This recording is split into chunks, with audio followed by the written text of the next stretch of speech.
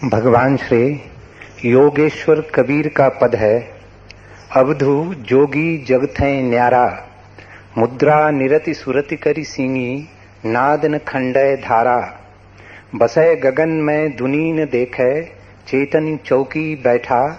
चढ़ी आकाश आसन नहीं छाड़े, पीवे महारस मीठा। परगट कंथा माहे जोगी, दिल में दर्पण जोबे। सहस 21,600 धागा, नीचल नाके पोबे। ब्रह्म अग्नि में काया जा रहे, त्रिकुटी संगम जागे। कहे कबीर सोई जोगेश्वर, सहज सुन्नि लौ लागे। भगवान कृपा पूर्वक हमें इसका मर्म बतलाएं।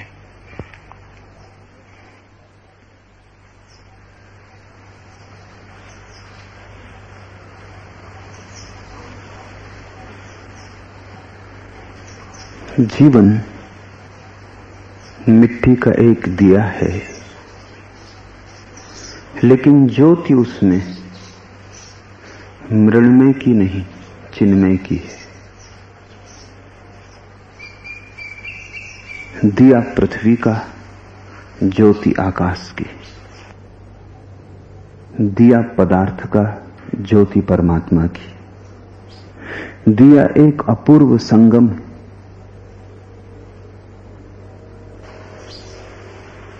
इसे ठीक से समझ लेना, क्योंकि तुम भी मिट्टी के एक दिए हो, लेकिन वही तुम्हारी परिसमाप्ति नहीं।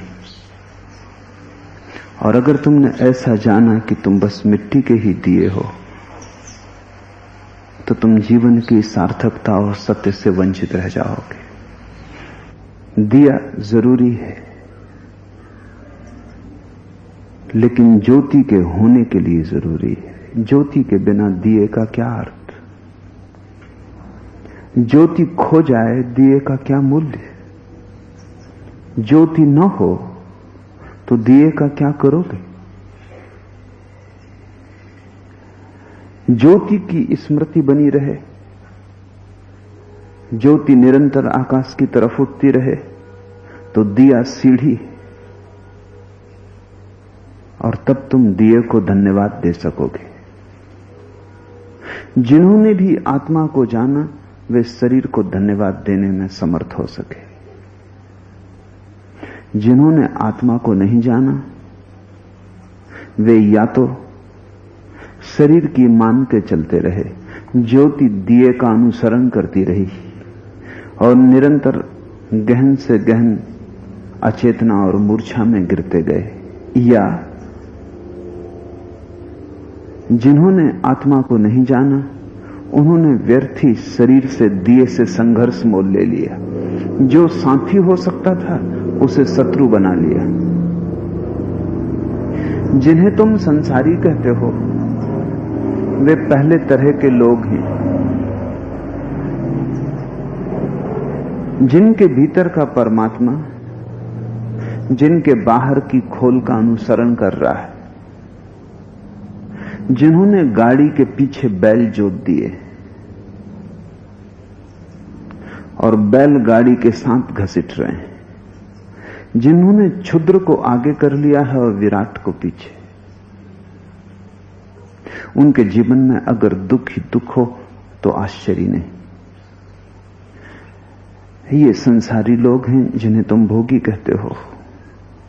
फिर इनके ठीक विपरीत खड़े तथाकथित योगी हैं, धार्मिक लोग हैं। स्मरण रखें, उन्हें मैं तथाकथित कहता हूं, क्योंकि वे नाम मात्र के ही योगी हैं। उन्होंने गाड़ी और बैल के बीच संघर्ष कर रखा है। उन्होंने दिए और ज्योति के बीच शत्रुता बांध रखी। उन्होंने आत्मा और शरीर के बीच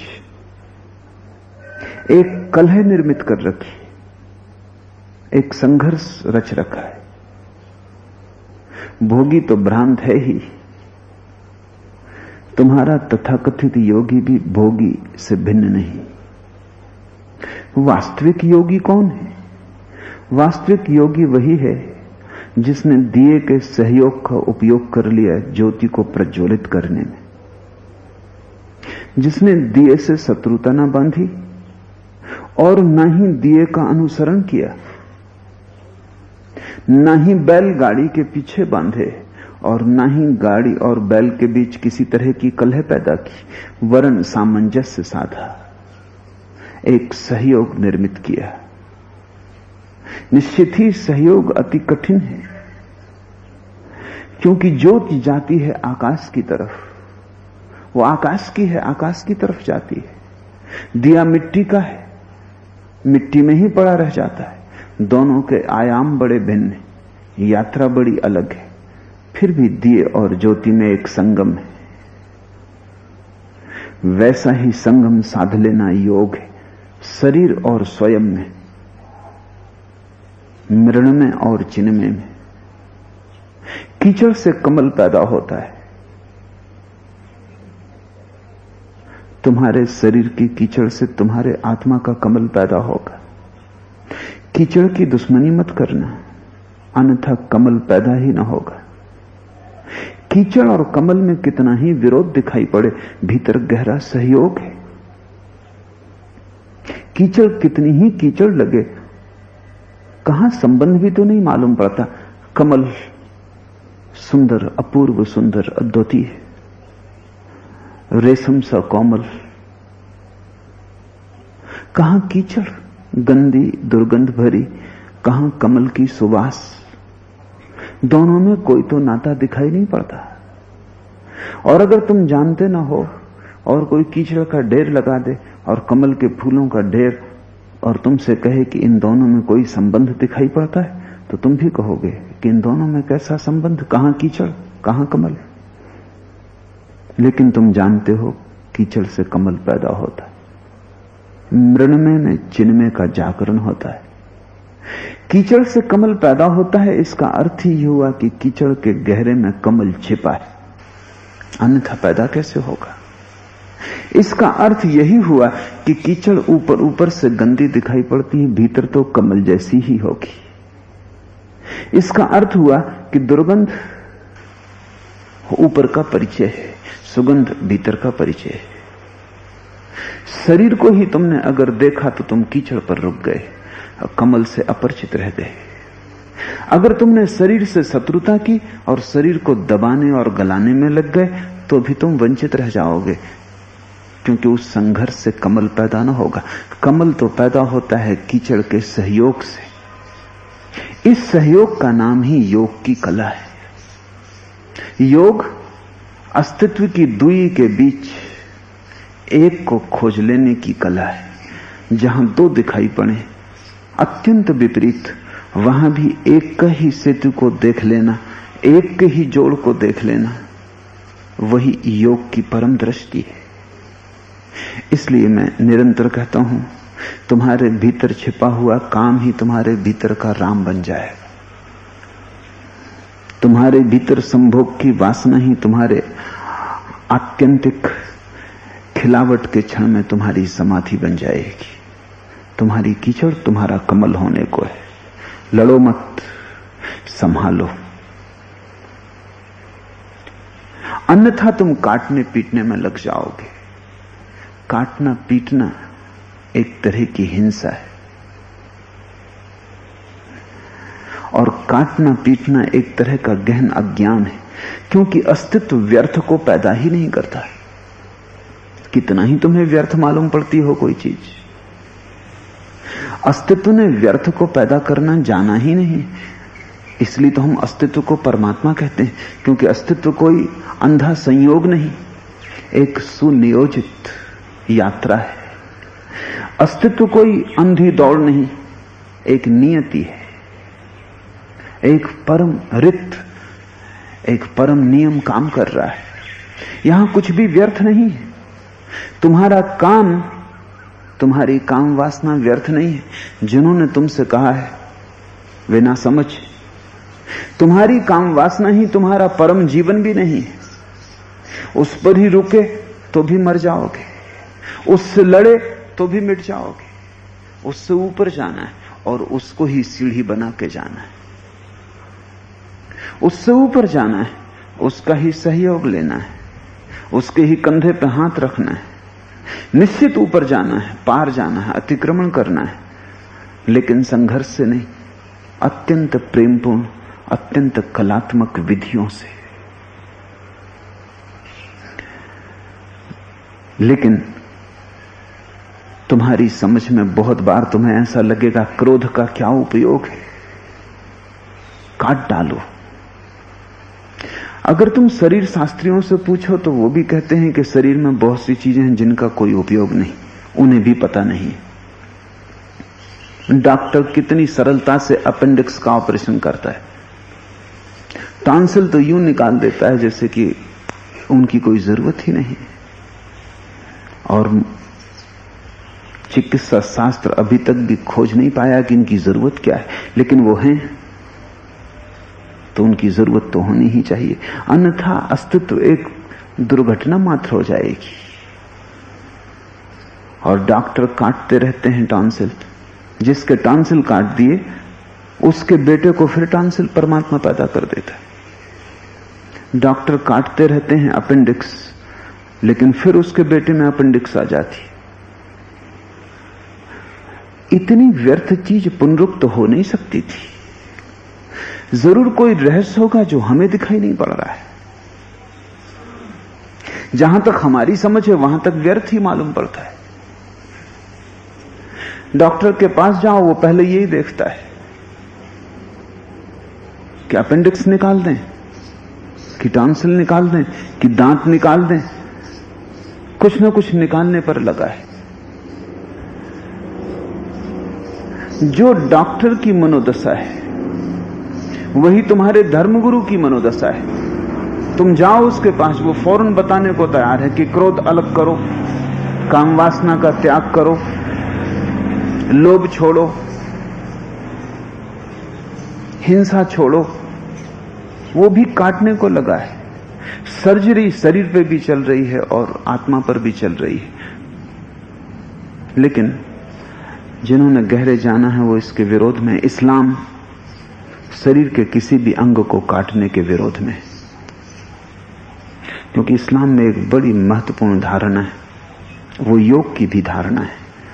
शायद इस्लाम तक योग से ही पहुंची होगी, क्योंकि इस्लाम तो नया है, योग अति प्राचीन है। इस्लाम की धारणा है कि परमात्मा के पास जब तुम जाओगे तो वो तुमसे पूछेगा कि तुम पूरे वापस लौटे हो। अगर तुम अधूरे वापस लौटे तो तुम दंडित किए जाओगे। परमात्मा ने जितना तुम्हें दिया था कम से कम उतने तो वापस लौटना। ज्यादा न कर सको तो क्षमा मांग सकते हो, लेकिन कम होके तो मत लौटना। इसके अनेक आयाम हैं इस बात के। निश्चित ही परमात्मा ने जितना तुम्हें दिया है उतना तो कम से कम लौटा ले जाना, उसको काट मत लेना। उसे बढ़ा सको तो ठीक, बीज दिया था अगर फूल हो सके तो ठीक, लेकिन कम से कम बीज तो लौटा देना। जीसस की बड़ी प्राचीन कथा है। जीसस निरंतर उसे दोहराते थे कि एक बाप अपने 3 बेटों में संपत्ति बांटना चाहता था, लेकिन निश्चय न कर पाता था कि कौन योग्य और कौन सुपात्र है। तीनों ही जुड़वा पैदा हुए थे, इसलिए उम्र से तय न किया जा सकता था। तीनों एक से बुद्धिमान थे। तो उसने एक फकीर से सलाह ली। फकीर ने उसे गुर बताया। उसने कहा कि मैं तीर्थ यात्रा पर जा रहा हूं बेटों से, और बेटों को उसने कुछ बीज दिए, फूलों के बीज, और कहा संभाल के रखना, जब मैं लौट के आऊं तब तुमसे वापस मांगूंगा। पहले बेटे ने सोचा कि इन बीजों को कोई बच्चे उठा लिए, कोई जानवर चर गया, तिजोरी में बंद कर दें। तिजोरी में बंद करके रख दिए, निश्चिंत हो गया।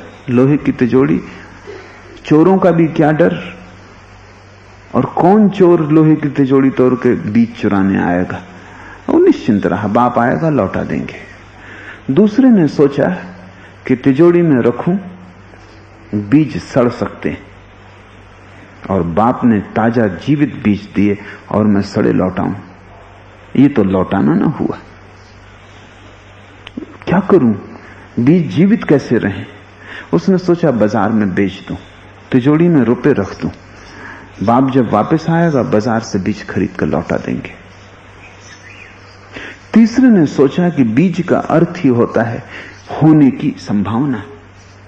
बीज का अर्थ ही होता है जो होने को तत्पर है, जिसके भीतर कुछ होने को मचल रहा है। तो बाप ने बीज दिए हैं, मतलब साफ है कि इन्हें इतना ही जिसने रखा वो ना समझ।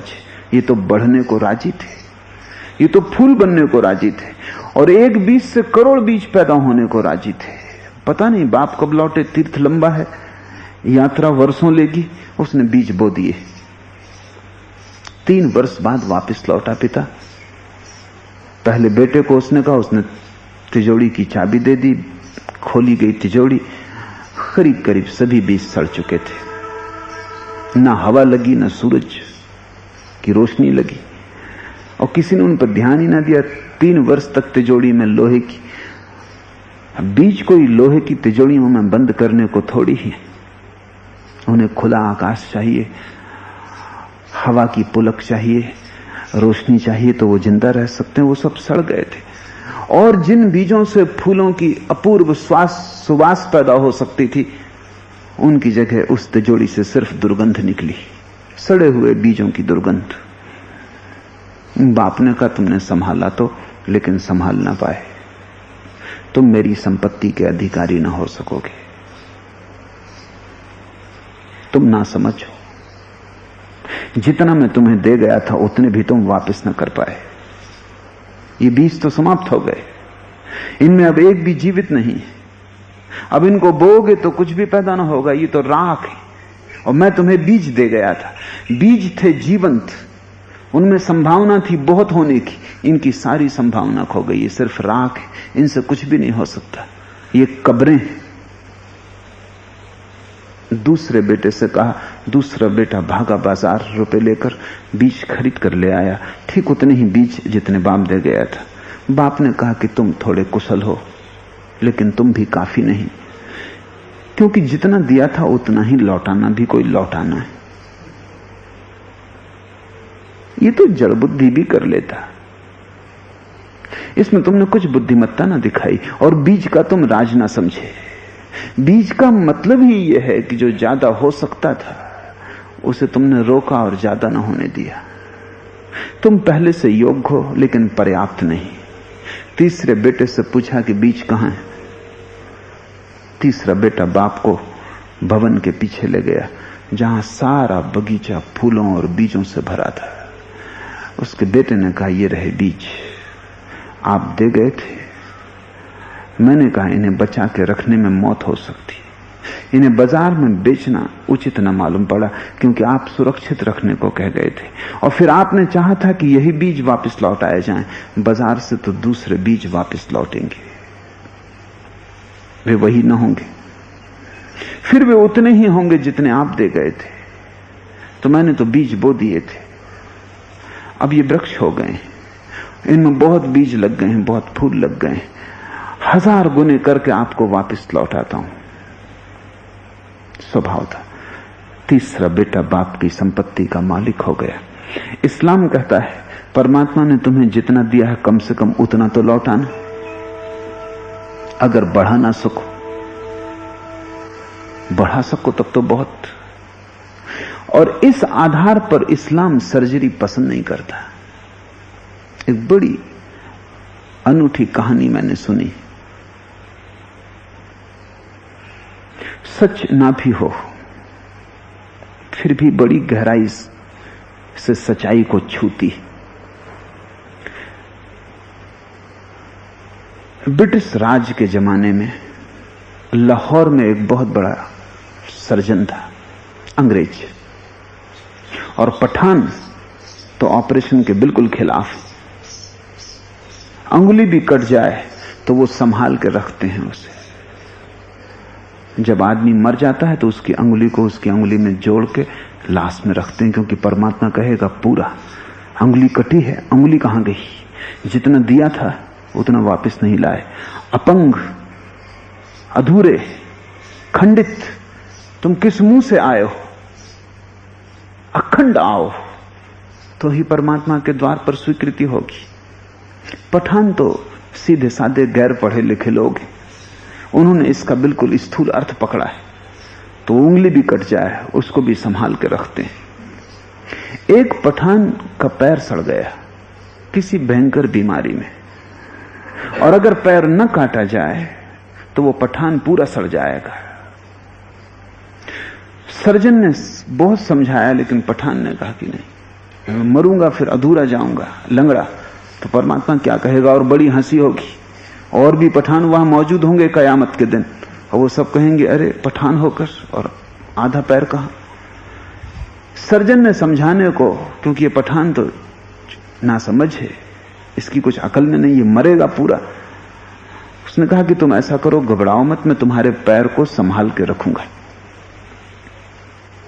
उसने जाके अपनी प्रयोगशाला में बताया, कई अंग उसने संभाल के रखे थे। पठान को भरोसा आ गया, और पठान ने कहा कि जब मैं मरूं तो कृपा करके ये पैर मेरा वापस लौटा दिया जाए, मेरे घर के लोग आएंगे, ये पैर उन्हें दे दिया जाए, क्योंकि मैं अधूरा न जाना चाहूंगा। सीधे साधे पठान, बड़े महत्वपूर्ण विचार को भी उन्होंने अपनी सादगी के ढंग से पकड़ा है। खैर ऑपरेशन हो गया। पठान हर वर्ष आता रहा देखने कि पैर संभाल के रखा गया है या नहीं। पैर संभाल के रखा गया था, और धीरे धीरे उसकी सरलता पर उस चिकित्सक को भी बड़ा प्रेम और करुणा आ गई थी। पहले तो उसने ऐसे ही कहा था बात बात में, लेकिन फिर उसने संभाल के ही रखा था। लेकिन संयोग की बात, उसकी प्रयोगशाला में आग लग गई और सब जल गया। उसने बहुत कोशिश की कि कम से कम पठान का पैर बच जाए, क्योंकि वो ना समझ किसी भी दिन खड़ा हो जाएगा तो मुसीबत खड़ी होगी, लेकिन वो नहीं बच सका, पैर भी नहीं बच सका, पूरी प्रयोगशाला जल गई। उसके रिटायरमेंट का वक्त आ गया, वो रिटायर भी हो गया और लंदन वापस चला गया। पठान की बात आई गई हो गई, भूल गया। लेकिन अगर कभी किसी पठान को रास्ते पे देख लेता तो उसे याद आ जाती। न केवल याद आती, बल्कि उसके मन में एक पीड़ा भी होती कि पता नहीं पठान ही सही हो और परमात्मा पूरे आदमी को मांगता हो तो मैं कसूरवार हो गया। वैज्ञानिक आदमी था, इस पर कुछ भरोसा नहीं था, लेकिन फिर भी अंतःकरण, कितने ही तुम वैज्ञानिक हो जाओ, अंतःकरण तो मनुष्य का ही होता है। कितना ही तर्क का जाल फैल जाए, भीतर हृदय तो वैसा ही अनुभव करता रहता है जैसा छोटे बच्चों का। उसे चिंता पकड़ती थी। कभी कभी किसी पठान को देख कर उसे लगता था कि मैंने एक अच्छा काम किया या बुरा काम किया, संदिग्ध है। एक रात वो सोया था, कोई 2 बजे रात, अचानक किसी ने उसे हिला के जगाया। उसने आंख खोली, वो पठान खड़ा है। घबरा गया, दरवाजा बंद है, ताले पड़े, ये पठान कहां से अंदर घुस आया। और पठान बहुत नाराज है, और उसने इशारा किया कि मेरा पैर, और अपना कटा हुआ पैर बताया। चिकित्सक को कुछ सूझा नहीं। तभी उसे याद आया कि एक पैर उसकी प्रयोगशाला में जो उसने अभी नई बनाई है, कुछ 8-10 दिन पहले ही किसी का कटा है, वो वहां है, उससे काम चल जाएगा। उसने पठान का हाथ पकड़ा, वो अपनी प्रयोगशाला में ले गया। उसने जाके उसको पैर के पास खड़ा कर दिया। पठान का चेहरा प्रसन्न हो गया, वो मुस्कुराया, पैर के पास गया, लेकिन भूल हो गई, उसका दायां पैर कटा था और ये बायां था।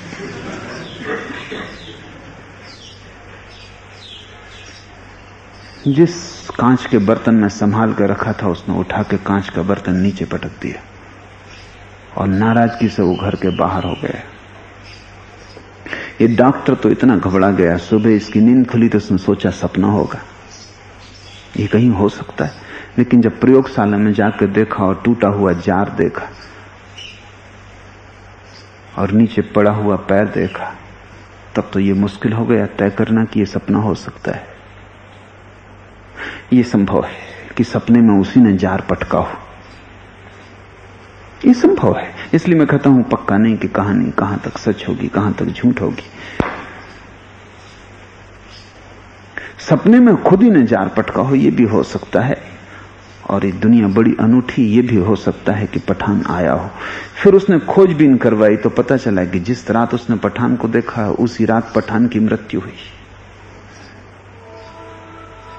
तो इस बात की पूरी संभावना है कि पठान की चेतना इतनी विफल रही हो अपने पैर को पाने के लिए कि वो मौजूद हो गई हो।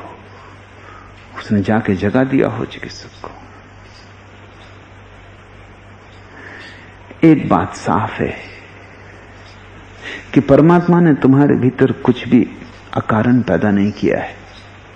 जैसे मेरे अनुभव में कुछ बातें हैं जो मैं तुम्हें कहूं, वो शायद कभी चिकित्सकों के काम पड़ जाएं, क्योंकि कभी न कभी चिकित्सा शास्त्र, सर्जरी मनुष्य के अंतरतमों का भी स्पर्श करेगी। जहां तक बोलने का और साधारण आदमी की चेतना का संबंध है, टॉन्सिल्स का कोई उपयोग नहीं मालूम होता, लेकिन जहां तक मौन का संबंध है, टॉन्सिल्स का उपयोग है। और जिस व्यक्ति के टॉन्सिल्स निकल गए हैं उसे मौन होना मुश्किल हो जाता है, ये मेरा अनुभव है। वो चुप नहीं हो सकता। शायद बोल ज्यादा अच्छी तरह सकता हो, क्योंकि टॉन्सिल के अवरोध बोलने में बाधा बनते हैं।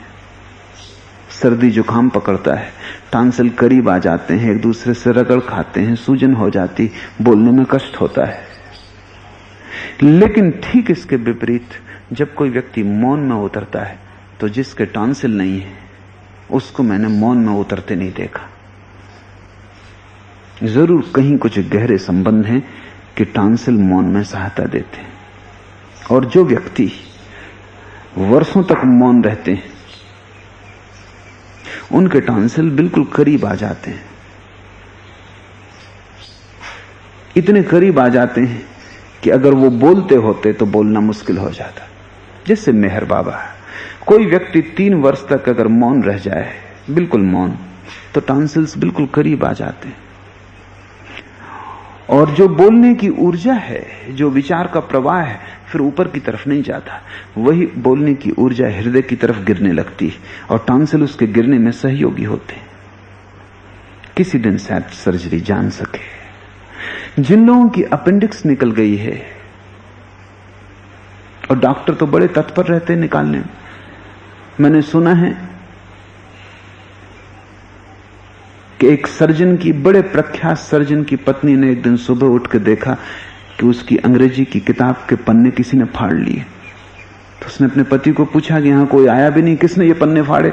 उसने कहा, अरे मुझे क्षमा करना, मैंने देखा उन पर लिखा है अपेंडिक्स, मैंने जल्दी से बाहर निकाला, ख्याल ही न रहा। डॉक्टर तो एकदम तत्पर हैं।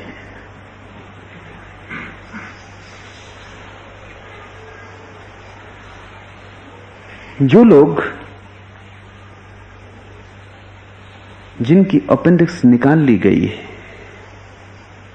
वो कुछ बातों में उनको कठिनाई शुरू होती। एक, उनकी आत्मा को शरीर के बाहर ले जाना बड़ा कठिन हो जाता है, जिसको आध्यात्मिक लोग एस्ट्रल प्रोजेक्शन कहते हैं।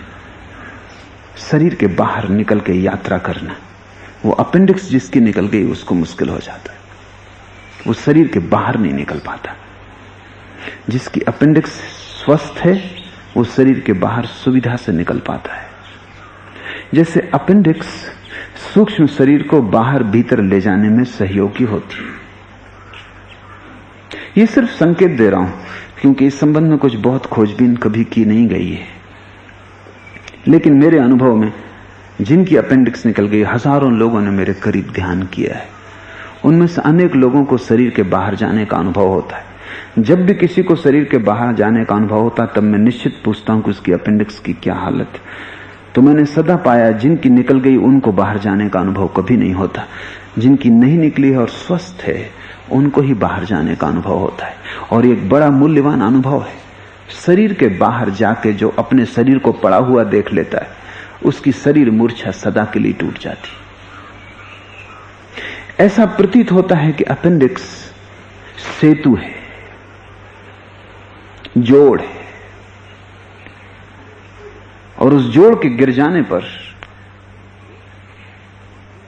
सूक्ष्म शरीर का बाहर निकलना, भीतर आना कठिन हो जाता। इसलिए योग भी शरीर के किसी अंग को काटने के पक्ष में नहीं। और जो बात सच है शरीर के संबंध में, उससे भी ज्यादा सच वही बात है मन के संबंध में। तुमने कभी सुना है कि कोई नपुंसक आदमी ब्रह्म ज्ञान को उपलब्ध हुआ हो?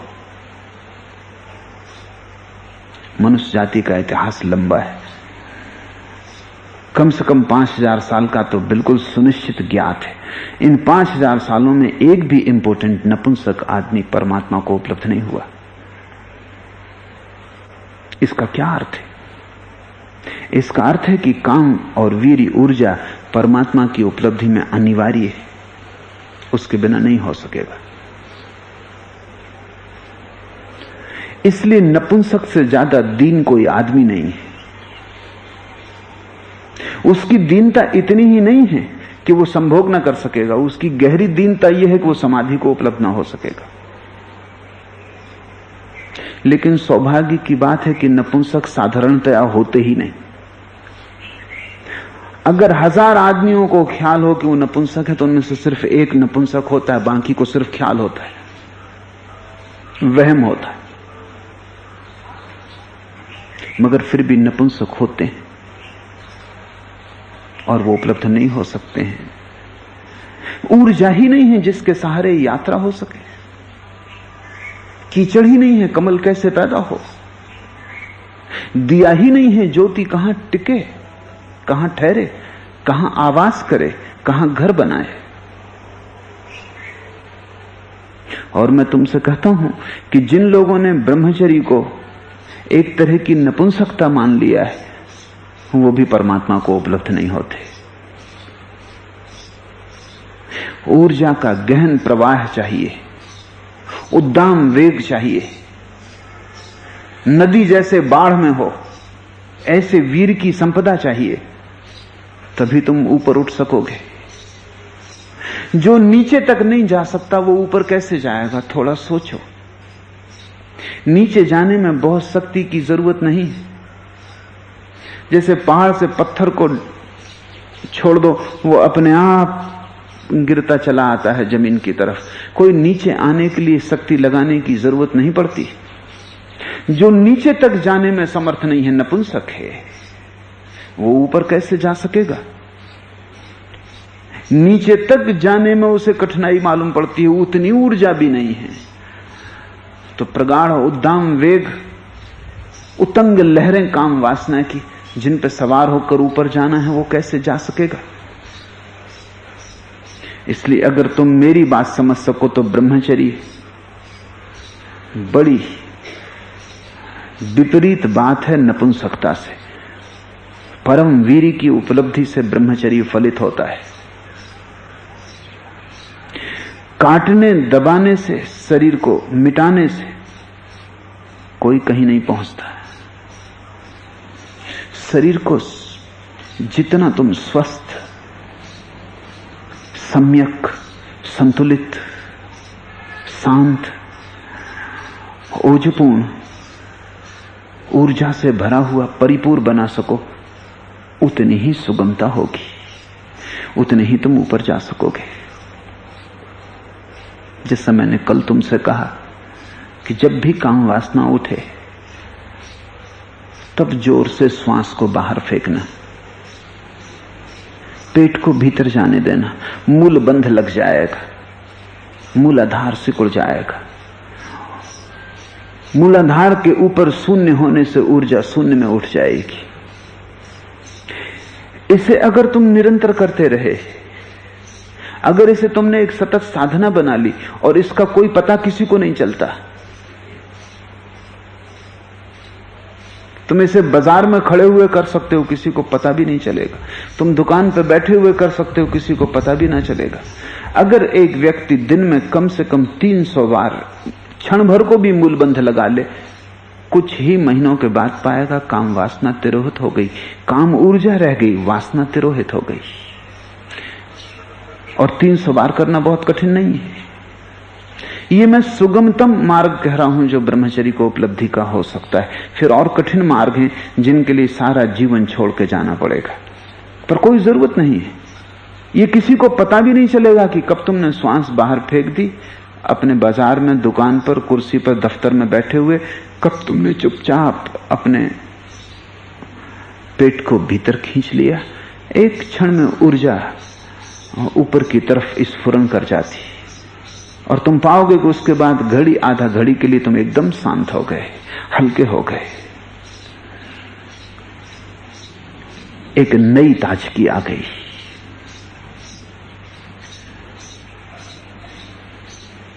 योग कोई आत्महत्या नहीं,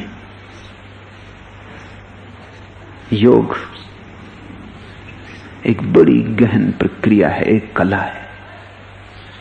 और कदम कदम अगर तुम चलते रहो तो तुम्हारे भीतर सब छिपा है, तुम सब लेकर ही आए हो। प्रकट करने की बात है, तुम अब प्रकट परमात्मा हो, बस जरा प्रकट करने की बात है। सब साज मौजूद है, सिर्फ उंगलियां थोड़ी साधनी और वीणा से स्वर उठने शुरू हो जाएंगे। जैसे जैसे उंगलियां सधेंगी वैसे वैसे गहनतम संगीत पैदा होगा। और एक ऐसी घड़ी आती है कि जब वीणा की जरूरत भी नहीं रह जाती, उंगलियों की भी जरूरत नहीं रह जाती, तब परम संगीत सुनाई पड़ने लगता है जो चारों तरफ मौजूद है, सिर्फ तुम्हारे पास सुनने की क्षमता नहीं है।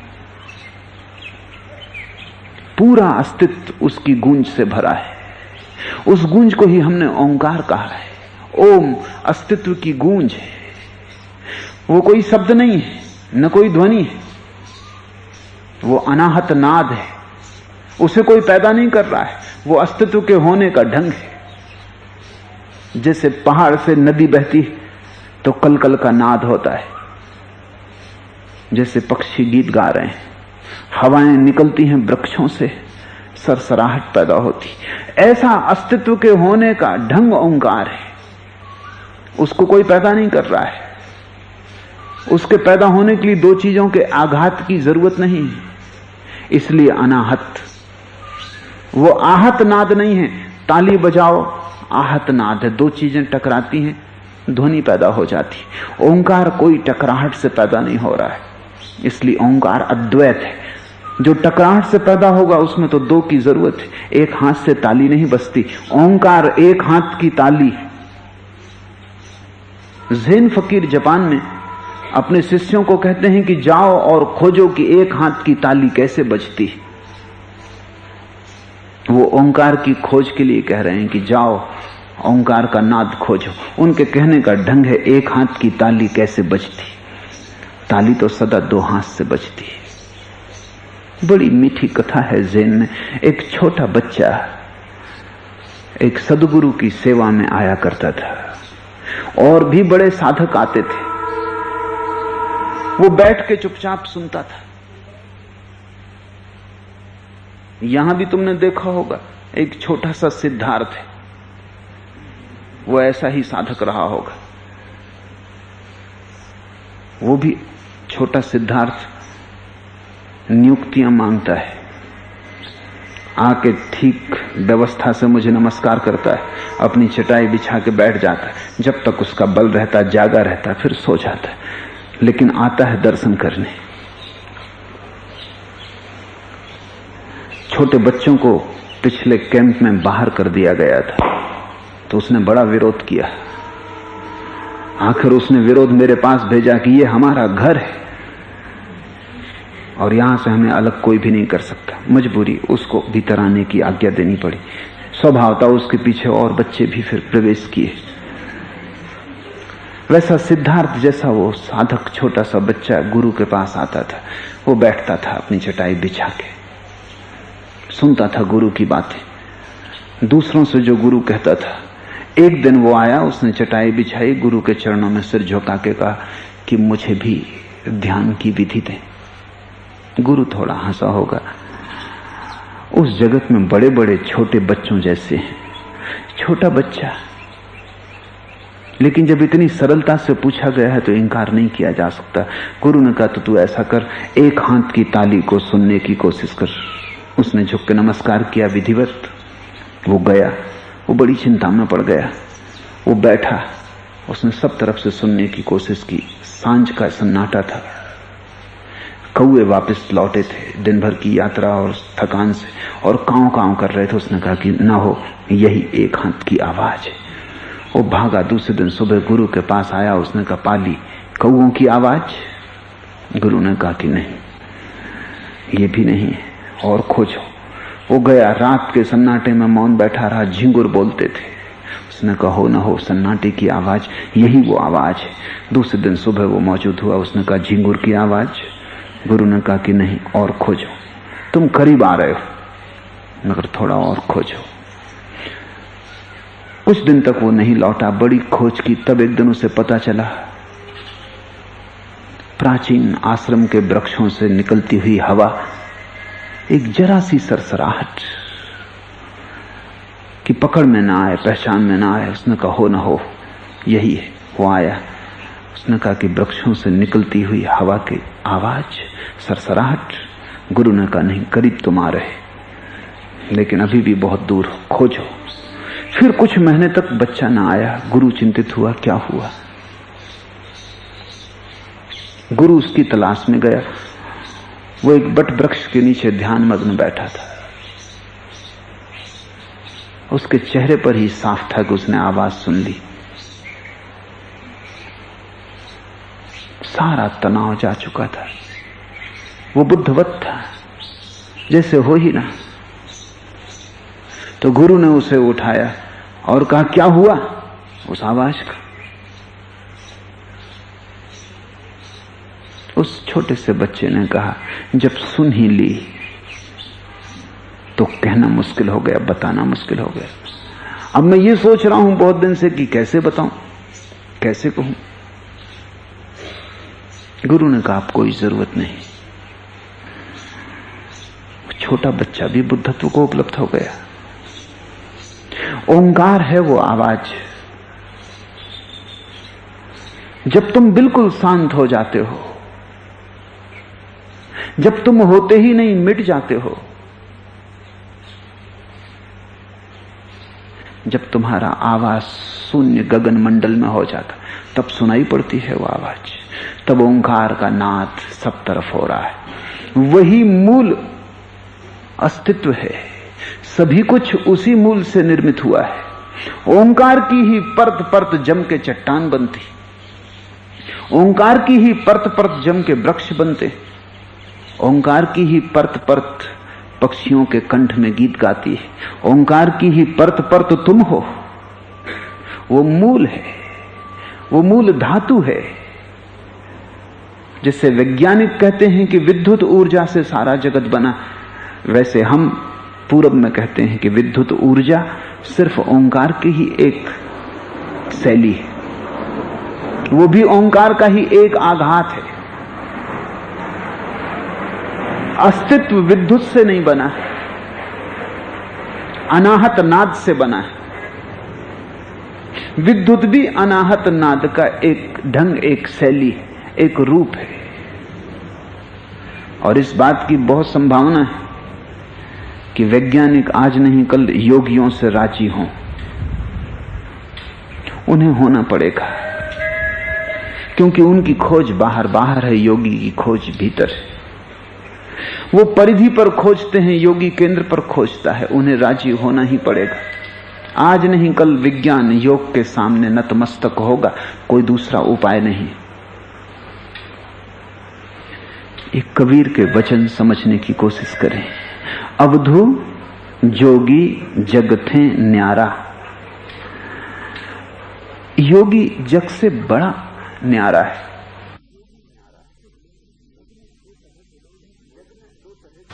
जग में दो तरह के लोग हैं, भोगी, त्यागी। योगी जग थे न्यारा। वो भोगी से अलग है, क्योंकि वो शरीर को सब कुछ नहीं मानता। वो त्यागी से अलग है, क्योंकि वो शरीर को इतना मूल्य का भी नहीं मानता है कि उसका त्याग करना भी सार्थक हो सके। जिसका मूल्य ही ना हो उसका तुम कभी त्याग करते हो? क्या तुम रोज कहते हो घर के बाहर जोर से चिल्ला के कि आज फिर घर के कचरे का त्याग कर दिया, देखो कैसा महादानी हूं? घर के कचरे का त्याग करते वक्त कोई भी तो घोषणा नहीं करता।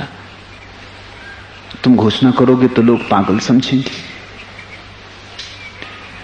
लेकिन जब कोई त्यागी घोषणा करता है कि मैंने लाखों पर लात मार दी, तो वो भोगी ही है, अभी भी लाखों का मूल्य है, अभी भी समझता है इसका कुछ सार है। पहले भोग के लिए पकड़ा था, अब छोड़ा है, लेकिन मूल्य की पकड़ तो नहीं छूटी। लाखों को लात मार दी। जब कोई आदमी कहता है लाखों को लात मार दी, तो समझ लेना कि लात ठीक से लग नहीं पाई, चूक गई। लग ही जाती तो लाखों का हिसाब रखता। न तो योगी भोगी है और न त्यागी। योगी अवधू जगत है न्यारा। वो इन दोनों से अलग है। वो एक अनूठा ही व्यक्तित्व है। वो कुछ कुछ भोगी जैसा है, कुछ कुछ त्यागी जैसा है। उसने भोग और त्याग के बीच सामंजस्य खोज लिया।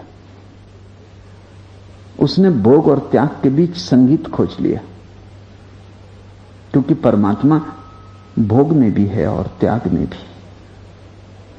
परमात्मा भोगी में भी छिपा है और त्यागी में भी। उसने ये राज खोज लिया। उसने देख लिया कि भोग एक किनारा है और त्याग दूसरा किनारा, और परमात्मा तो बीच में बहती हुई नदी की धारा है।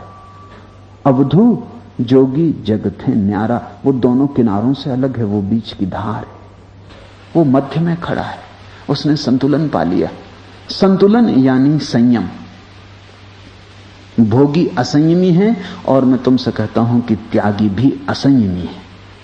असंयम का मतलब है जो अति पर चला गया, उसके जीवन का संतुलन खो जाता है। संयम का अर्थ है जो मध्य में खड़ा है, जो बीच की धार है, जो दोनों तरफ देखता है, लेकिन जिसने शुद्ध मध्य बिंदु खोज लिया। न यहां झुकता है न वहां झुकता है, न तो शरीर की मान के चलता है और न शरीर की हत्या करने में लग जाता है। न तो स्वाद के लिए जीता है और न शरीर के ऊपर अस्वाद को थोपता है, वरन स्वाद में ब्रह्म को खोज लेता है। और तब स्वाद और अस्वाद एक ही चीज के दो नाम हो जाते। योगी जानता है किनारों का कैसे उपयोग करना है। भोगी एक किनारे को पकड़ता है, त्यागी दूसरे किनारे को पकड़ता है। दोनों की नदी धार अवरुद्ध होती, कहीं एक किनारे से धारा चली। परमात्मा भी एक के किनारे से नहीं चल सकता, उसको भी द्वैत की धारा के बीच चलना पड़ा है। तो तुम कैसे चल सकोगे? परमात्मा को भी द्वैत पैदा करना पड़ा है, उन्हीं के बीच अद्वैत की धारा बह रही। योगी भी गलती करता है, त्यागी भी गलती करता है। दोनों की चेष्टा यह है कि हम एक किनारे से जी लेंगे। ये अहंकार है। अवधू जोगी जगत है न्यारा। मुद्रा निरति सुरतिकर सिंगी नाद न पिंडे धारा। वो क्या करता है योगी? क्या है उसकी कला? कबीर यहां सार कह देते हैं, मुद्रा निरति। निरति का अर्थ है जो अति पर नहीं जाता। मुद्रा निरति, निरअति, जो मध्य में खड़ा है, जिसको बुद्ध ने मध्यम निकाय कहा है, जिसको कन्फ्यूशियस ने द गोल्डन मीन, स्वर्ण मध्य कहा है, जो ठीक बीच में खड़ा है। निरति, मुद्रा निरति, मध्य में खड़ा होना ही उसकी मुद्रा है। और सब मुद्राएं तो बच्चों के खेल, और किन्हीं मुद्राओं का बड़ा मूल्य नहीं। निरति गहरी से गहरी मुद्रा है। वो चुनता नहीं, जिसको कृष्णमूर्ति चॉइसलेसनेस कहते। निरति वो चुनाव नहीं करता। वो न तो कहता है इस तरफ, न कहता है उस तरफ, वो कहता है मध्य में, नेति नेति। वो कहता है न ये न वो, या तो दोनों या दोनों नहीं, मैं मध्य में। यही उसका न्यारापन है। मुद्रा निरति, वो कभी भी अति पर नहीं जाता। न तो वो ज्यादा भोजन करता है और न कम भोजन, वो सम्यक भोजन करता है। भोगी ज्यादा करता है, जितनी शरीर को जरूरत हो उससे ज्यादा खा जाता है, फिर बीमारियां पैदा होती हैं, फिर बीमारियों का इलाज करवाता है। भोगी सम्यक आहार नहीं करता, त्यागी भी सम्यक आहार नहीं करता, वो कम खाने के पीछे पड़ जाता, कहता एक ही बार भोजन करेंगे।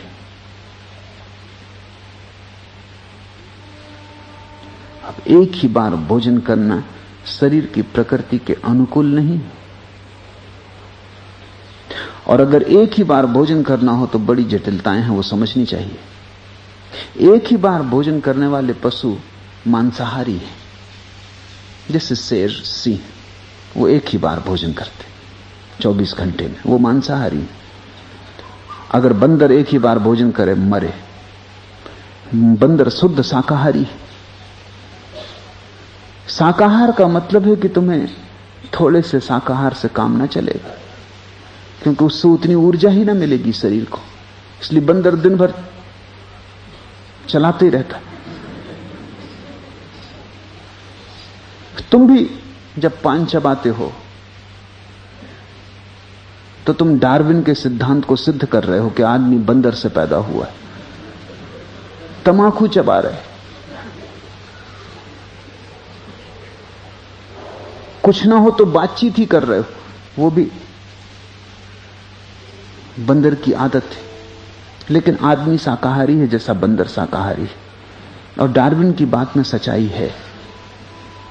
अब तो शरीर शास्त्री भी राजी होते हैं कि मनुष्य कभी भी मांसाहारी नहीं रहा, क्योंकि उसकी जो अतड़ियां हैं वो मांसाहारी पशुओं जैसी नहीं। मांसाहारी पशु की बड़ी छोटी अतड़ी होती, इसलिए तो तुम सिंह का पेट देखते हो कितना छोटा सा।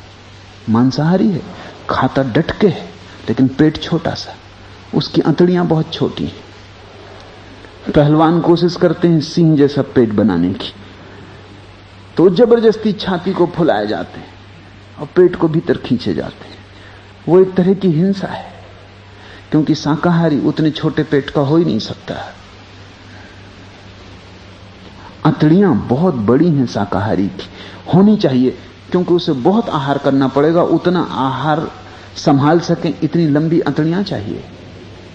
कोई कई फीट लंबी अतड़ी है भीतर गुत्थी हुई पड़ी है, इसलिए बंदर धीरे धीरे खाता रहता है। गाय शाकाहारी चरती रहती, भैंस परम शाकाहारी है, वो जुगाली करती रहती, जो चबा लिया उसको भी निकाल के फिर चबाती रहती।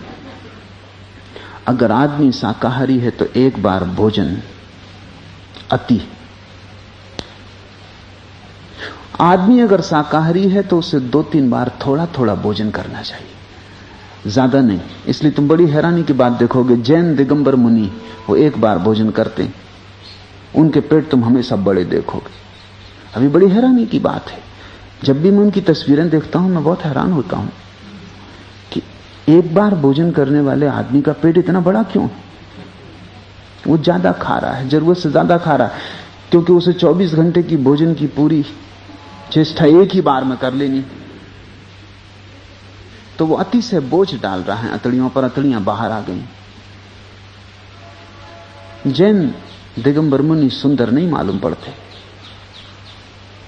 बेहूदे मालूम पड़ते हैं, जैसे पेट के किसी रोग से ग्रसित हो या गर्भवती स्त्रियां हों।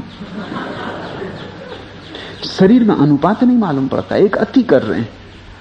नियम तो यह है शाकाहारी के लिए कि 2 या 3 बार, या अगर और थोड़ा थोड़ा भोजन ले सके तो 4 या 5 बार, थोड़ा थोड़ा जरा सा ले लिया, एक फल खा लिया, बात खत्म। तब तक उतना पच जाए, फिर 2 घंटे बाद एक फल ले लिया। पेट पर बोझ ना पड़े और पेट पर अति ना हो तो सम्यक आहार होगा। एक बार भोजन तो स्वभावतः तुम इतना खा लोगे जो 24 घंटे काम दे सके। मांसाहार तो ठीक है क्योंकि थोड़े मांस में काम चल जाता। मांस का मतलब है पका हुआ, तैयार भोजन, पचा हुआ भोजन। दूसरे जानवर ने तुम्हारे लिए पचा के तैयार कर दिया। तुम फल खाओगे, फिर फल को पचाओगे, तब उस पचे हुए फल में से मांस बनेगा। किसी जानवर ने फल खा के पचा लिया, मांस तैयार कर दिया, तुमने मांस खा लिया। मांस का मतलब है पचा हुआ भोजन। तुम्हें अब ज्यादा करने की जरूरत नहीं, इसलिए छोटी अतड़ी काफी है। काम दूसरे कर चुके तुम्हारे लिए, इसलिए मांसाहार शोषण है। क्योंकि दूसरों से काम लेने का क्या हक, जहां तक बने अपना काम खुद कर लेना चाहिए। पचाने का काम भी दूसरे से लेना शोषण है, इसलिए मांसाहार उचित नहीं है। तुम खुद ही कर सकते हो। मांसाहार भी अति है, क्योंकि तुम्हारी अतड़ियां बनी नहीं मांसाहार के लिए, और तुम्हारा शरीर बना नहीं मांसाहार के लिए। और अगर तुम मांसाहार करोगे तो तुम मिट्टी से बंधे रह जाओगे, क्योंकि मांसाहार इतनी बोझिलता देगा कि तुम आकाश में उड़ने की क्षमता खो दोगे। इसलिए समस्त ज्ञानी मांसाहार के विपरीत हो गए, किसी और कारण से नहीं। कोई ऐसा नहीं है कि तुमने मांसाहार कर लिया तो कोई बहुत महापाप हो गया, आत्मा तो मरती नहीं। तुमने किसी का शरीर ही छीन लिया, वो तो जरा जीर्ण वस्त्र थे, इससे कोई बड़ा भारी महापातक नहीं हो गया। लेकिन विरोध का कारण दूसरा है। कारण यह है कि तुम ना उड़ पाओगे आकाश में, फिर तुम्हें अवधू गगन मंडल घर कीजिए संभव ना होगा। फिर अवधू चारों खाने चित्त जमीन पर पड़े रहे, इतने बजनी हो जाएंगे अवधू को उड़ ना सकेंगे, पंख ना लग सकेंगे। शाकाहार पंख देता है। वो किसी दूसरे पे कृपा नहीं है, अपने पर ही कृपा है। मैं भी पक्ष में हूं कि तुम शाकाहारी होना, लेकिन तुम्हारे कारण, इसलिए नहीं कि पशुओं को बचाना है कि पक्षुओं को बचाना है। तुम कौन हो बचाने वाले? जो बनाता है वो बचाएगा, जो बनाता है वो मिटाएगा। तुम कौन हो अकारण का अहंकार बीच में खड़ा करने वाले? नहीं, उस वजह से नहीं। मैं भी शाकाहार के पक्ष में हूं तुम्हारी वजह से। नहीं तो तुम कभी आकाश में ना उड़ सकोगे, तुम्हारे उड़ने की क्षमता टूट जाएगी। शाकाहार तुम्हें हल्का करेगा, सम्यक आहार तुम्हें बिल्कुल हल्का कर देगा, शरीर का बोझ ही ना लगेगा। जैसे अभी पंख मिल जाए तो तुम अभी उड़ जाओ, जमीन तुम्हें खींचेगी नहीं, आकाश तुम्हें उठाएगा। मुद्रा निरथी, इसलिए कबीर कहते हैं मुद्रा तो एक है और वो है निरथी। अन अतिशय, अनति, निरथी, मध्य में खड़े हो जाना। न तो ज्यादा भोजन करना क्योंकि वो भी झुकाएगा एक तरफ, न कम भोजन करना क्योंकि भूख सताएगी दूसरी तरफ। भोजन भी मारता है, भूख भी मारती है। ठीक मध्य में तृप्ति है, उस तृप्ति पर तुम रुक जाना। और अपनी तृप्तियों को जो पहचानने लगता है वही आदमी होश में। नहीं तो तुम भोजन कर रहे हो, तुम्हें समझ में नहीं आता कि कहां रुके। तुमने होश ही खो दिया, यही पता नहीं चलता कहां रुके। जानवर रुक जाते हैं, तुम नहीं रुक पाते। जानवर का पेट भर गया, फिर तुम कितनी भोजन रख दो। तुम लाख बैंड बाजे बजाओ, इश्तहार चिपकाओ, कितना ही प्रलोभित करो कि ये भोजन बड़ा पुष्टिदायी है। फिल्म अभिनेत्रियों को लिवा लाओ और उनसे प्रचार करवाओ, भैंस ना सुनेगी, बात खत्म हो गई। भैंस भी ज्यादा तुमसे होशपूर्ण मालूम पड़ती है। तुमने देखा भैंस को अगर छोड़ दो तो वो सभी घास ना खाएगी, उसका अपना घास है वही खाएगी, बाकी घास छोड़ती जाएगी। जो उसका भोजन नहीं है वो नहीं करेगी। सिर्फ मनुष्य ऐसा है जो सभी चीजें खाता है। कोई पशु सभी चीजें नहीं खाता, क्योंकि पशुओं के सब शरीरों के अपने आयोजन हैं। कौन सी चीज ठीक बैठती? सिर्फ आदमी सब खाता है, सब। ऐसी कोई चीज मैंने नहीं देखी, मैं इसकी खोजबीन करता रहा हूं कि क्या कोई ऐसी चीज है दुनिया में जिसको आदमी नहीं खाता। नहीं, सब चीजें चींटी खाने वाले लोग हैं, चींटा खाने वाले लोग हैं, सांप बिच्छू खाने वाले लोग हैं, कुत्ता खाने वाले लोग हैं। मैं अभी तक पा ही नहीं सका ऐसी कोई चीज जिसको कहीं ना कहीं कोई ना कोई मनुष्य जाति का अंग ना खाता हो। हालांकि दूसरे उस पर हंसते हैं, चीनी सांप खाते, और चीन में स्वादिष्ट से स्वादिष्ट भोजनों में सांप एक है। अफ्रीका में दीमक, चींटी, चींटे लोग इकट्ठे करके रखते हैं बोरे भर भर के, फिर उसको तलते और खाते। बिच्छू खाने वाले लोग छछूंदर को भी नहीं छोड़ते। कोई ऐसा प्राणी नहीं है जिसको आदमी ना खाता हो, कोई ऐसा फल नहीं है जिसको आदमी ना खाता हो, कोई ऐसा जहर नहीं है जिसका सेवन आदमी ना करता हो। सांपों को पाल के रखते रहे हैं लोग, उसको जीभ पे कटाते, घड़ी दो घड़ी को मस्ती आ जाती। आदमी खतरनाक जानवर है, उससे ज्यादा खतरनाक कोई भी नहीं, और असंयमी है। उसने सारा संतुलन खो दिया, उसे कुछ पता नहीं कि क्या भोज है, क्या खाद्य है, क्या अखाद्य है। छोटे छोटे जानवर भी अपनी चीज खाते हैं, आदमी सब खाता है। ऐसा लगता है कि हमें कुछ प्राकृतिक जांच परख नहीं है, लेकिन वैज्ञानिक इसकी खोज करते रहे कि ऐसा क्यों हुआ, क्योंकि किसी जानवर में ऐसा नहीं हुआ, आदमी में क्यों हुआ। और उन्होंने बड़ी गहरी बात खोजी है, और वो ये है कि हम छोटे बच्चों के साथ जबरदस्ती करते हैं, उनको कुछ भी खिलाने के लिए मजबूर करते हैं, इसलिए ये उपद्रव पैदा हुआ है। अमेरिका में एक यूनिवर्सिटी में, हार्वर्ड में, उन्होंने प्रयोग किया छोटे बच्चों पर कि सब भोजन रख दिया और छोटे बच्चों को छोड़ दिया, बिल्कुल छोटे बच्चे, कि वो खाएं जो उनको खाना है। ये प्रयोग कोई 6 महीने तक चलता था। वो बड़े चकित हुए, बच्चे वही खाते हैं जो खाने योग्य। तुम हैरान होगे, क्योंकि कोई स्त्री राजी ना होगी कि ये बात सच है, क्योंकि बच्चे आइसक्रीम मांगते हैं जो खाने योग्य नहीं है, मिठाई मांगते हैं जो खाने योग्य नहीं है। लेकिन ये बच्चे तुम्हारे इनकार करने की वजह से मांगते हैं, ये बच्चे नहीं मांगते। हार्वर्ड में जो प्रयोग हुआ वो बड़ा क्रांतिकारी है। 6 महीने का अनुभव यह हुआ कि बच्चे वही खाते हैं जो जरूरी है, जो शरीर के लिए उपयोगी है। और यह भी बड़ी अनूठी बात पता चली कि अगर बच्चा बीमार है तो वो खाता नहीं, माँ बाप जबरदस्ती करते हैं कि खाओ। कोई जानवर बीमारी में नहीं खाता, क्योंकि बीमारी में उपवास उपयोगी।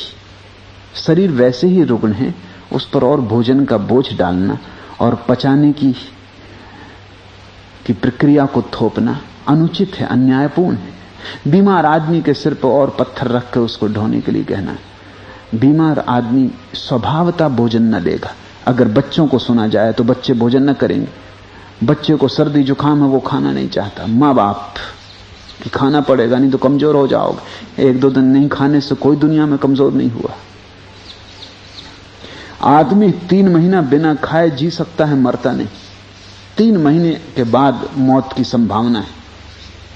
3 महीने लायक सुरक्षित भोजन शरीर में रहता है। कोई जल्दी नहीं, 2-4 दिन बच्चा भोजन न करे कोई हर्जा नहीं है, उसके स्वभाव से चलने दो। तो एक तो उन्होंने यह अनुभव किया कि बच्चे बीमारी में भोजन नहीं करेंगे। दूसरी और भी गहरी बात उन्होंने खोजी जिसका किसी को कभी सपने में भी अनुमान न था, और वो ये थी कि बच्चे को अगर सर्दी जुकाम है तो वो वही भोजन करेगा जिससे सर्दी जुकाम मिटता है, या बच्चे को अगर मलेरिया है तो मलेरिया में वो वही भोजन करेगा जिससे मलेरिया का विरोध है। अब ये बच्चा कैसे जानता है, क्योंकि न तो बच्चे को पता है मलेरिया का, न पता है उसे भोजन शास्त्र का। सिर्फ उसकी शुद्ध प्रकृति जो ठीक है, सम्यक है, उसकी तरफ ले जाती। बच्चे शक्कर की तरफ उत्सुक होते हैं क्योंकि उनके शरीर को शक्कर की जरूरत है, बहुत जरूरत है। उनकी हड्डियां अभी बन रही, और बच्चे दिन में इतनी दौड़ धूप करते हैं, इतना श्रम उठाते हैं कि कोई आदमी कभी नहीं उठाएगा जिंदगी में। फिर उतनी शक्कर वो पचा डालते हैं। इसलिए तुम्हें समझ में नहीं आता कि इतनी शक्कर बच्चे क्यों मांग रहे हैं। तुमने कभी ख्याल किया, हिंदुस्तान के जैसे तुम छोटे गांव में जाओगे उतनी मीठी मिठाई मिलेगी। बंबई में मिठाई में कम से कम शक्कर होगी, कलकत्ते में कम से कम होगी। फिर छोटे गांव की तरफ बढ़ो, मिठाई में शक्कर की मात्रा बढ़ने लगेगी। ठेठ देहात में शक्कर ही रह जाती, बाकी तो दूसरी चीज बहाना है। ये क्यों होता है? वो ग्रामीण के लिए ज्यादा शक्कर की जरूरत है, वो उतना श्रम कर रहा है, उतनी शक्कर पचा लेता है। तुम उतनी शक्कर खाओगे तो डायबिटीज होगी। ग्रामीण उतनी खाता है तो सिर्फ स्वस्थ रहता है, कोई डायबिटीज नहीं होती। किसी जानवर को डायबिटीज नहीं होती, हो नहीं सकती, क्योंकि वो जितना पाता है उतना पचा डालता है। छोटे बच्चे शक्कर खाएंगे, उनको जरूरत है। तुम उनको रोकोगे उससे उनका आकर्षण बढ़ेगा। बच्चों को बड़ा क्रोध आता है कि भगवान कुछ उल्टी खोपड़ी का मालूम पड़ता है। सब अच्छी चीजें खतरनाक है, आइसक्रीम, रसगुल्ला, सब अच्छी चीजें जो बच्चे को जचती हैं, डॉक्टर को नहीं जचती, बाप को नहीं जचती, मां को नहीं जचती, उनमें कुछ खराबी। और सब बुरी चीजें, साग भाजी अच्छी हैं, उनमें विटामिन। भगवान रसगुल्ले में भी विटामिन रख सकता था, मगर उल्टी खोपड़ी। आइसक्रीम में विटामिन रखने में क्या हर्जा था? बच्चों की समझ में नहीं आता। लेकिन बूढ़े जब बच्चों को नियोजित करते हैं तो बूढ़े अपने ढंग से नियोजित करते हैं। जिससे उनको खतरा है वो समझते हैं उससे बच्चे को खतरा है। ये बात गलत है। हार्वर्ड के प्रयोग ने एक बात सिद्ध कर दी कि अगर बच्चों को उनकी नियति पर, प्रकृति पर छोड़ दिया जाए तो मनुष्य जाति पुनः स्वस्थ आहार करने लगेगी। हम उनको डगमगा देते, जो वो खाना चाहते हैं खाने नहीं देते, जो वो नहीं खाना चाहते हैं जबरदस्ती मां डंडा लिए बैठी कि खाओ, क्योंकि मां ने किताब पढ़ी है पाक शास्त्र, जिसमें लिखा है कि किस सब्जी में कितने विटामिन है, वो उस हिसाब से चल रही। आदमी भोजन भी पाक शास्त्र के हिसाब से कर रहा है, आदमी प्रेम भी काम शास्त्र के हिसाब से कर रहा है। आदमी की अपनी बुद्धि खो गई, किताब ही उसकी जैसे बुद्धि है, उसके भीतर की क्षमता देखने की, समझने की सब मंदी और धुंधली हो गई। मुद्रा निरथी, इसलिए योगी की मुद्रा कबीर कहते हैं अति से मुक्त हो जाना है। वो न कम भोजन करता न ज्यादा, वो सम्यक आहार करता है। वो न तो कम सोता न ज्यादा, वो सम्यक निद्रा लेता है। वो न तो कम बोलता न ज्यादा, वो सम्यक बोलता है। वो न तो कम श्रम करता न ज्यादा, वो सम्यक श्रम करता है। बुद्ध ने 8 नियम कहे जिनसे सम्यक जीवन पैदा होता है। वो सारे 8 नियम सम्यक शब्द से शुरू होते हैं। सम्यक का अर्थ है निरति। बुद्ध कहते हैं सम्यक व्यायाम, सम्यक आहार, सम्यक ध्यान। ध्यान पर भी सम्यक लगाते हैं, क्योंकि कुछ पगले ऐसे हैं कि वो ध्यान ही ध्यान करने लगे तो वो पागल हो जाएंगे। तुम कितना सह सकते हो? अभी 4-6 दिन पहले एक सज्जन आए कि ध्यान करते हैं तो पैर सुन्न हो जाते। कितनी देर ध्यान करते हो? 7-8 घंटे। तो पैर सुन्न नहीं होंगे तो क्या होगा? 7-8 घंटे तुम एक ही मुद्रा में बैठोगे तो पैरों का कसूर है। पैर 7-8 घंटे एक ही मुद्रा में बैठने को बने नहीं। तो अवधू तो नहीं पहुंच पाते सुन्न गगन में, पैर पहुंच जाते।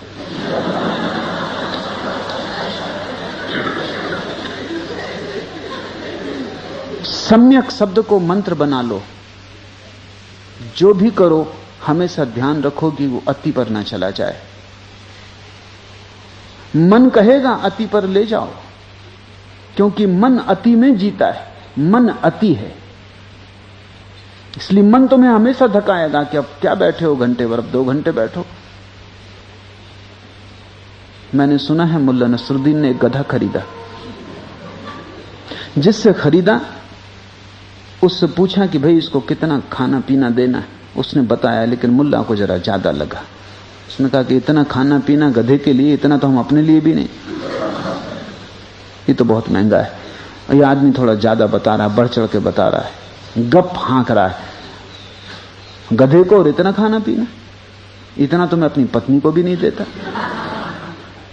तो उसने कहा कि पहले से अपन थोड़ा प्रयोग करके जांच कर लें कि गधा कितने में जी सकता है। तो उसने आधा जितना बताया था आधा दिया, गधा जी गया। उसने कहा कि आदमी धोखा दे रहा था, और आधा कर दिया, आधे में से आधा कर दिया। गधा फिर भी जी गया। उसने कहा कि हद हो गई, वो आदमी बिल्कुल बेईमान था। अब उसने आधे में से आधा कर दिया, यानी अब 2 ही आने बचा, उसमें भी गधा जी गया। उसने कहा हद हो गई, ये तो आदमी मेरा दिवाला निकलवा देता। उसने और आधा कर दिया, 1 ही आना। गधा फिर भी जी गया। उसने दूसरे दिन 2 पैसा कर दिया, फिर 1 पैसा कर दिया। जिस दिन उसने 1 पैसा किया, गधा अचानक मर गया। नसरुद्दीन ने कहा हद हो गई, इतनी जल्दी भी क्या थी। अगर 1 दिन और जी जाता तो बिना भोजन से रहने की कला सीख जाता।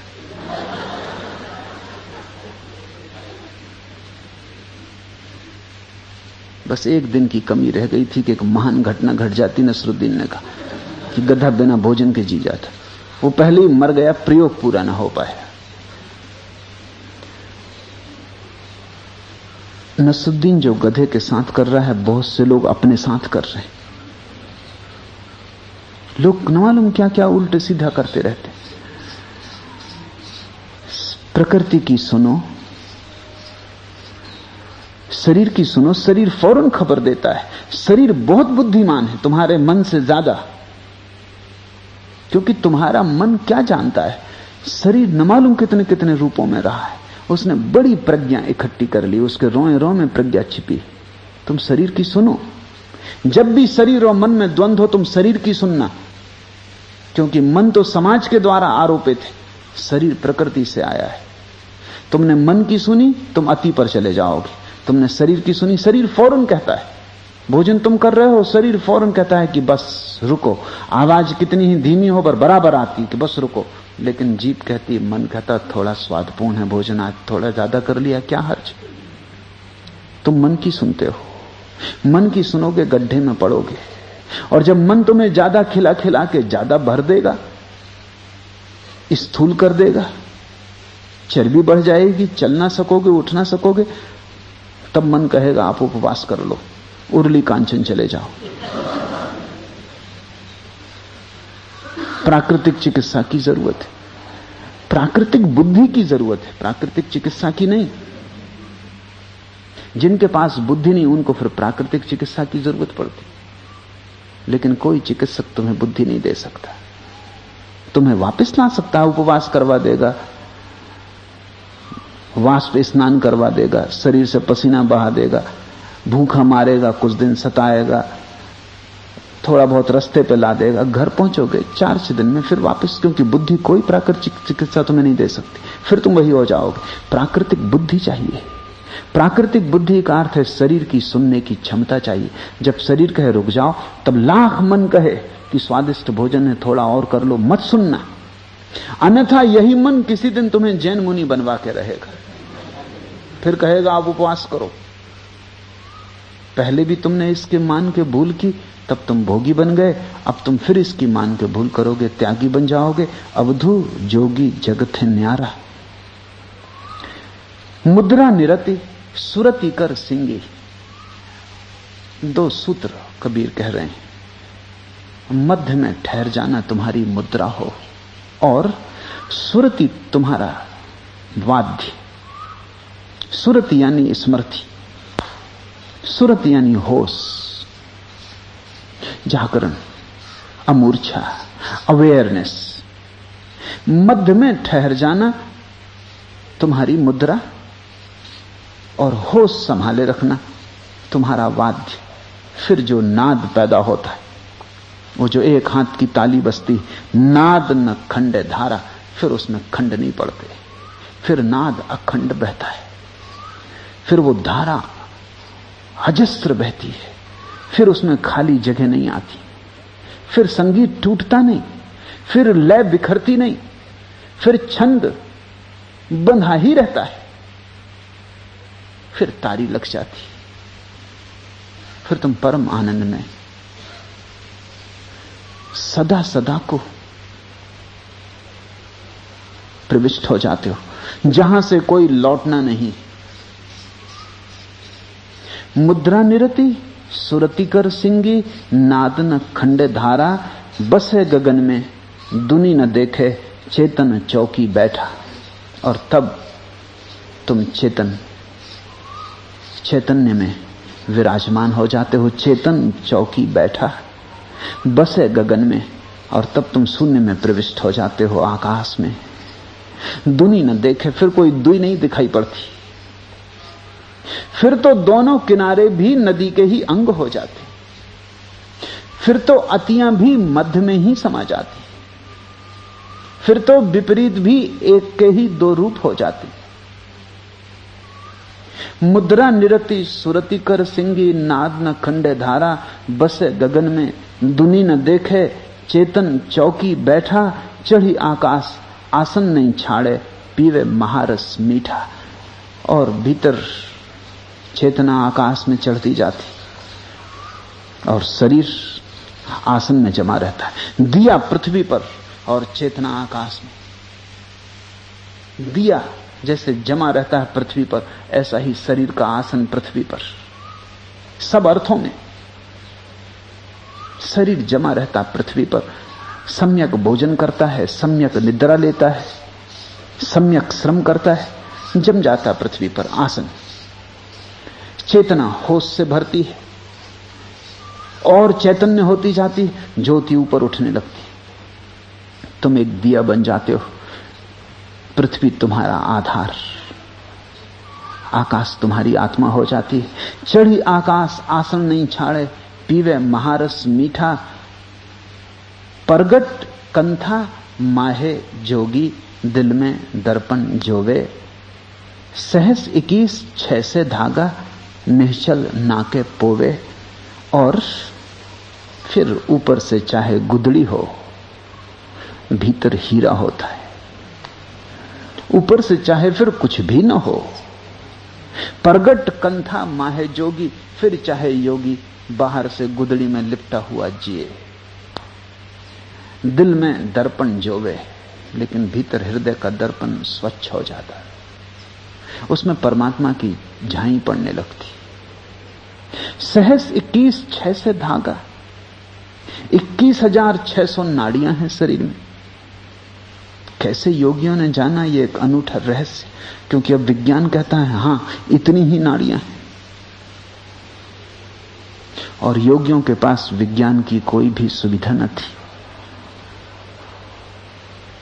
कोई प्रयोगशाला न थी, जांचने के लिए कोई एक्सरे की मशीन न थी, सिर्फ भीतर की दृष्टि थी। पर वो एक्सरे से गहरी जाती मालूम पड़ती। उन्होंने बाहर से किसी की लाश को रख के नहीं काटा था, कोई डिस्ट्रैक्शन, कोई विच्छेद करके नहीं पहचाना था कितनी नाड़ियां हैं। उन्होंने भीतर अपनी ही आंख बंद करके, ऊर्जा जब उनके तृतीय नेत्र में पहुंच गई थी और जब भीतर परम प्रकाश प्रकट हुआ था, उस प्रकाश में ही उन्होंने गिनती की थी, उस प्रकाश में ही उन्होंने भीतर से देखा था। वैज्ञानिक घर के बाहर से जांच रहा है, उसकी पहचान अजनबी की है, बहुत गहरी नहीं। योगी ने घर के मालिक की तरह देखा था, भीतर से देखा था। फर्क है, तुम कमरे के बाहर घूम सकते हो, दीवार की जांच कर सकते हो, लेकिन जो कमरे के भीतर रहता है वो भीतर की दीवारों को देखता है। योगी ने भीतर के प्रकाश में, भीतर जब ज्योति जली तो भीतर की नाड़ी नाड़ी को गिन लिया था। 21,600 नाड़ियां हैं। अभी सब अलग अलग। अभी तुम ऐसे हो जैसे मनकों का ढेर। अभी तुम्हारे मन के माला नहीं बने, किसी ने धागा नहीं पिरोया है। अभी तुम मनकों का ढेर हो, धागा भी रखा है, मन के भी रखे, माला नहीं। इसलिए तो तुम भीड़ हो, तुम एक नहीं हो, अनेक हो। तुम्हारे भीतर पूरा बाजार है, हजारों तरह के लोग तुम्हारे भीतर बैठे। कोई कुछ कहता, कोई कुछ कहता। एक कहता है चलो मंदिर की तरफ, दूसरा वैश्यालय ले जाता है। जब तुम वैश्या के घर बैठे हो तब भी मन के भीतर कोई राम राम जपता है। मंदिर के भीतर बैठे हो, राम राम जप रहे हो, भीतर वैश्या की मूर्त बनती रहती। ऐसा तुम खंड खंड हो, टुकड़े टुकड़े हो, हजार तरफ तुम बह रहे हो। तुम एक धारा नहीं हो जो सीधी सागर की तरफ जा रही हो। तुम मरुस्थल में बिखरे हुए, छितरे हुए हो। तुम्हारी 21,600 नाड़ियां अभी माला के धागे नहीं बनी, अभी माला नहीं बनी, क्योंकि किसी ने धागा नहीं पिरोया है। वो धागा क्या है? उस धागे का नाम ही सुरति है। जिस दिन तुम सारी नाड़ियों को बोधपूर्वक देख लोगे, सहस 21,600 से धागा निश्चल नाके पोवे, और जिसकी मुद्रा हो गई निरति की, और जिसका वाद्य बज गया सुरति का, वो धागे से पिरो देता है सारी नाड़ियों का। वो अखंड एक हो जाता है, उसके भीतर एक का जन्म होता है। ब्रह्म अग्नि में काया जा रहे, त्रिकुटी संगम जागे,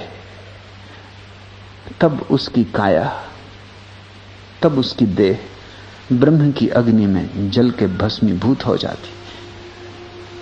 प्रकृति की अग्नि में तो तुम बहुत बार जल के भस्मीभूत हुए हो, अनेक बार मरे हो, और देह को चिता पर चढ़ाया गया है। योगी भी एक चिता पर चढ़ता है, लेकिन वो चिता साधारण अग्नि की नहीं, वो ब्रह्म अग्नि की है। ब्रह्म अग्नि में काया जा रहे, और ब्रह्म की अग्नि में सब काया, काया की सारी संभावना, बीज सब जल जाते। त्रिकुटी संगम जागे, यहां काया खोती जाती, पृथ्वी से संबंध छूटता जाता है, ज्योति उठ जाती, दिए को छोड़ देती, और भीतर, ये तो बाहर की घटना है, भीतर त्रिकुटी संगम जागे। त्रिकुटी योगियों का बड़ा महत्वपूर्ण शब्द है। त्रिकुटी का अर्थ होता है दृष्टा, दृश्य और दर्शन, इन तीन धाराओं का मिल जाना। इन्हीं तीन के आधार पर प्रयाग को हमने संगम कहा है, उसको तीर्थ बनाया है। उसके तीर्थ बनाने का कुल कारण इतना है कि वो ठीक इन तीन की तरह की सूचना देता है। सरस्वती दिखाई नहीं पड़ती, गंगा यमुना दिखाई पड़ती, सरस्वती अदृश्य। ऐसे ही दृश्य और दृष्टा दिखाई पड़ते हैं, दर्शन अदृश्य, वो दिखाई नहीं पड़ता, वो दोनों के बीच में बह रहा है। मैं तुम्हें देखता हूं, तुम भी दिखाई पड़ रहे हो, मैं भी दिखाई पड़ रहा हूं, लेकिन हम दोनों के बीच जो दर्शन की घटना घट रही है वो नहीं दिखाई पड़ती। वो सरस्वती है, वो अदृश्य धारा है। और जब इन तीन का मिलन होता है, त्रिकुटी संगम जागे, जब दृश्य, दर्शन और दृष्टा तीनों एक हो जाते, तब महाजागरण होता है। वही महापरिनिर्वाण है, फिर कोई लौटना नहीं। काया जर जाती ब्रह्म अग्नि में, उसका उपयोग पूरा हो गया। अब कोई नया घर ना बनाना पड़ेगा, अब कोई नई देह लेनी ना पड़ेगी, अब कोई नए गर्भ में गिरना ना पड़ेगा। अब पृथ्वी की तरफ गिरना बंद हुआ, अब ज्योति मुक्त हो गई दिए से। अब कमल कीचड़ में रहने को राजी नहीं है, अब कमल को कीचड़ में रहने की जरूरत भी नहीं। अब कमल उठ गया, अब कमल यात्रा पर निकल गया, उसको पंख लग गए। ब्रह्म अग्नि में काया जा रे, त्रिकुटी संगम जागे, कहे कबीर सोई जोगेश्वर, सहज शून्य लौ लागे। अब तो सिर्फ सहज शून्य में ही लौ लग जाती, अब तो शून्य में ही विलीन होता जाता है। कहे कबीर सोई जोगेश्वर, वही योगी है। अवधू जोगी जगत है न्यारा। योग महानतम कला है, जीवन की भी और मरण की भी। योग पहले सिखाता है कैसे जियो, फिर योग सिखाता है कैसे मरो। ब्रह्म अग्नि में काया जा रे, पहले योग सिखाता है कैसे शरीर का सहारा लो, फिर योग सिखाता है कैसे शरीर से मुक्त हो जाओ। पहले योग सिखाता है कैसे जमीन पर आसन को जमाओ ताकि ज्योति निश्चल उठने लगे, फिर योग सिखाता है कैसे जमीन को छोड़ दो, शून्य अगन में, शून्य गगन में, महाशून्य में कैसे खो जाओ। वो खो जाना ही पा लेना है, वो मिट जाना ही हो जाना है। इधर तुम मिटे, उधर परमात्मा हुआ। इधर तुम ना रहे, उधर उसके मंदिर का द्वार खुला। तुम ही बाधा हो, झीनी सी बाधा, पतला सा घूंघट, घूंघट के पट खोल तो है पिया मिलेंगे। आज इतना ही।